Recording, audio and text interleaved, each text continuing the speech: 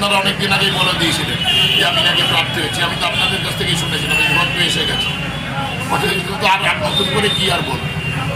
এই বিধানসভায় আপনি মূলত কি কি বিষয় নিয়ে লড়বেন? শিক্ষা, স্বাস্থ্য, কর্মসংস্থান, নারী সুরক্ষা।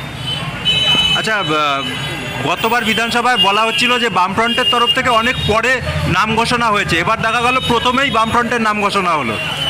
এই বিষয় নিয়ে কি বলবেন? আমরা বুঝুন যে আমাদের প্রস্তুতিটা কতটা, আর ইলেকশনটাকে আমরা কি চোখে দেখছি, এর মধ্যেই দিয়ে বোঝা যায়। মর্নিং শোজ দ্য ডেজের মতন না।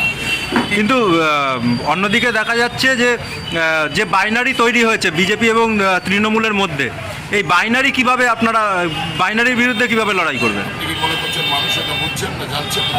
বাইনারি তো ভাঙছে, তাহলে কি বাইনারি যখন আমরা কথাটা বলেছিলাম তখন তো অনেকেই বিশ্বাস করেন। আপনারাও তো বলছিলেন না, আজকে তো আপনারাও বাইনারি বলছেন। বীজপুরে কী কী বিষয় নিয়ে আপনি এবার দেখছেন?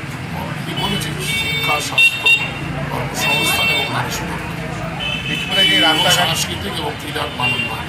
রাস্তাঘাট যানজটের যে সমস্যা কি এসব তো রুটিন কাজ, মানে এগুলো তো রাস্তাঘাট ঠিক করতে হবে, এইগুলো ক্লিয়ার করতে হবে। বাস টার্মিনাসটা যদি আমরা চালু করতে পারি, তাহলে কম্পোজিট প্ল্যানিং করে, অর্থাৎ দূরপাল্লার বাস আর লোকাল বাস, সিটি বাসকে এক জায়গায় এনে ঠিক করতে পারি, যানজট কমবে।